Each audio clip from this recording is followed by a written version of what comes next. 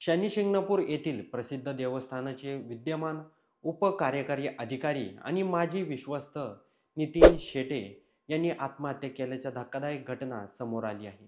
सोमवारी सकाळी राहत्या घरी त्यांनी छताला गळफास लावून आपले जीवन संपवले आहे.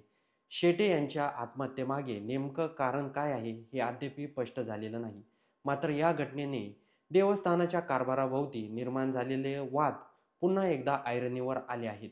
माजी आमदार शंकरराव गडाख यांचे समर्थक म्हणून ओळखले जाणारे नितीन शेटे यांच्या निधनाने राजकीय आणि सामाजिक वर्तुळात हळहळ व्यक्त होत आहे. सोनई येथे त्यांच्या पार्थिवाचे शवविच्छेदन झाल्यानंतर त्यांच्यावर अंतिम संस्कार करण्यात येणार आहे. गेल्या काही काळापासून शनी शिंगणापूर देवस्थान विविध कारणामुळे चर्चेत आहे. देवस्थानच्या कारभारातील कथित गैरव्यवहार आणि अनेक वाद निर्माण झाले आहेत. या संदर्भात धर्मदाय आयुक्तांकडेही सुनावणी सुरू आहे, ज्यामुळे देवस्थानच्या कामकाज आणि त्यातील निर्णय प्रक्रिया सध्या चौकशीच्या फेऱ्यात आहे. अशा परिस्थितीत नितीन शेटे यांच्या आत्महत्येने अनेक प्रश्नचिन्ह निर्माण केले आहे. प्रशासकीय चौकशी आणि सार्वजनिक आरोपामुळे अधिकाऱ्यावर येणारा मानसिक ताण एक महत्त्वाचा पैलू आहे. अशा प्रकारच्या परिस्थितीत व्यक्ती मानसिकदृष्ट्या खूप अस्थिर होऊ शकते. नितीन शेटे यांच्या आत्महत्येमागे या चौकशीचा आणि त्यातून निर्माण झालेल्या दबावाचा काही संबंध आहे का, याचा आता तपास केला जाईल.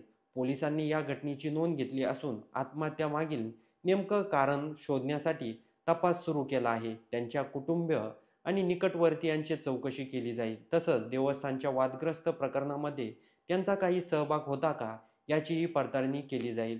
या घटनेमुळे शनी शिंगणापूर देवस्थानचा कारभार आणि त्यातील पारदर्शकतेवर पुन्हा एकदा प्रश्नचिन्ह निर्माण झाले आहे.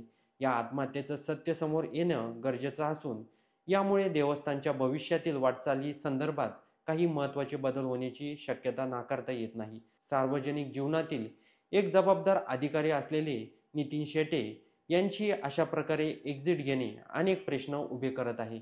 देवस्थानमधील राजकीय हस्तक्षेप, आर्थिक घोटाळे आणि अंतर्गत कलह या सर्व गोष्टींचा तपास लावणं आता अत्यावश्यक बनलं आहे. हे केवळ आत्महत्या आहे की दबावामुळे उचललेलं टोकाचं पाऊल, हे बघणं गरजेचं आहे. तर मित्रांनो, तुमचे काही प्रश्न असतील तर कमेंट बॉक्समध्ये नक्की नोंदवा आणि होऊ द्या चर्चा. चॅनलला सबस्क्राईब नक्की करा.